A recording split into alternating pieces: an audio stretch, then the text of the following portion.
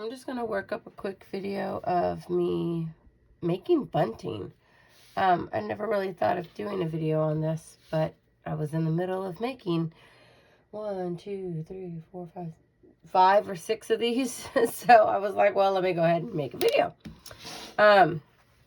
Bunting that's pre-printed comes on a panel. Usually you can get 2 bunting strips from each panel cut. You can see here I've already cut them out. When I cut them off of the panel, I just use a 1/4 inch from their outside so that I can stitch here. And this fabric is always a coordinating color anyways, so if it shows, that's fine. I do buy yardage of a fun back, and I go ahead and pre-cut the whole yardage with some triangles that are a little bit oversized, only because the panels, sometimes they can be a little different depending on the companies and the brands and how many they're squeezing in there. So for safety, I always oversize my background triangle. I go ahead, I stitch with a 1/4 inch from the panel side. I leave myself a turning hole. From here, after I've stitched them all, I go ahead and trim them just in case, because you never know. My top is fine.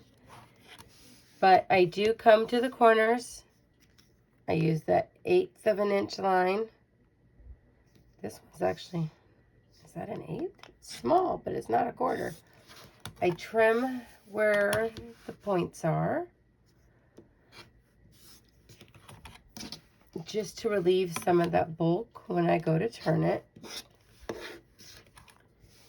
And then I take my 1/4 inch. I trim any of the overage that I may have.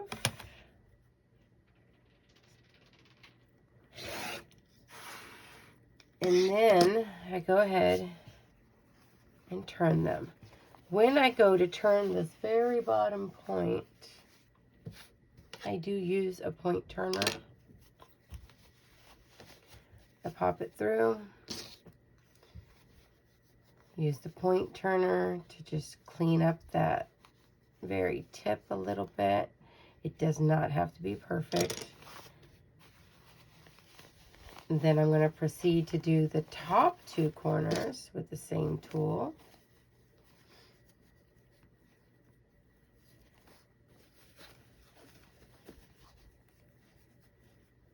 After I do this,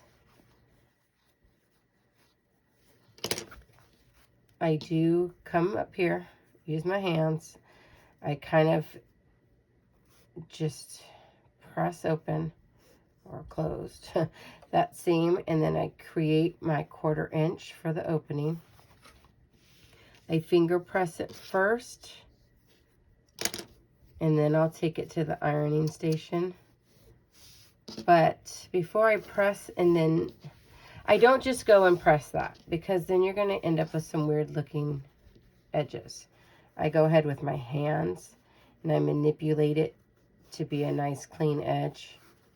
Then I take it to the iron and press it flat. Here it is pressed. I then just proceed with all of the pieces, end up with a stack. I like to use a fun twine. In this case, it's a red one. Sometimes it's a natural one.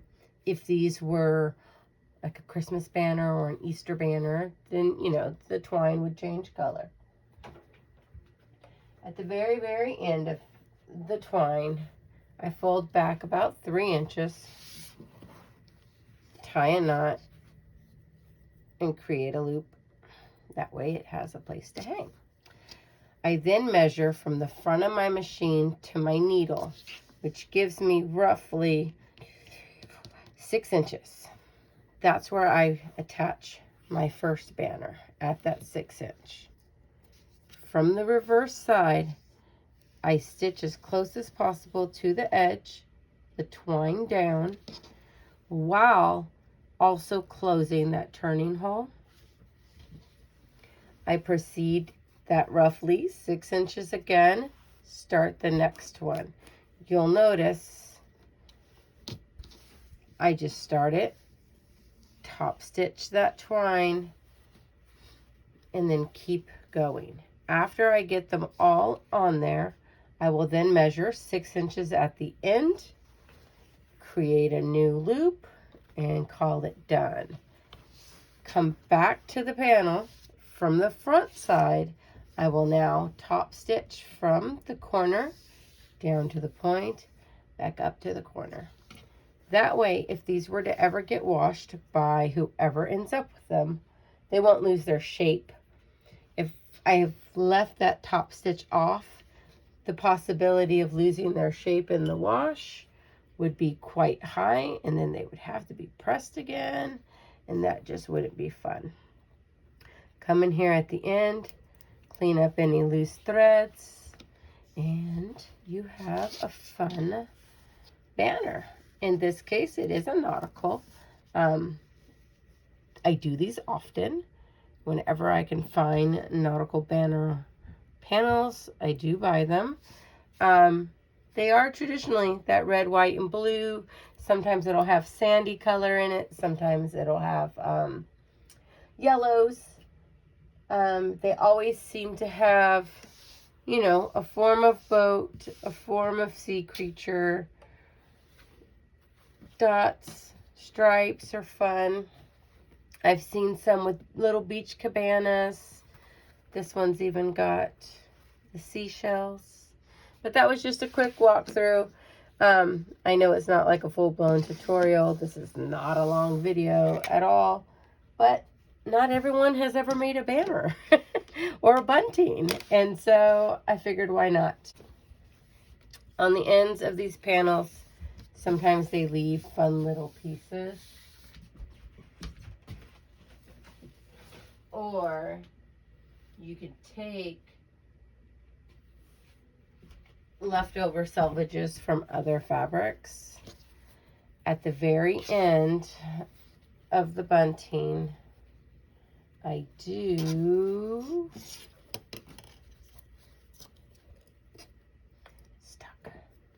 at the very end of the bunting, I do take pieces like this, tie it in a knot right here, and create a fun little tassel. That way, when they're hanging on the wall or the cabana or the pergola or wherever you're hanging it, there is some decoration at the end. All right, thanks for watching.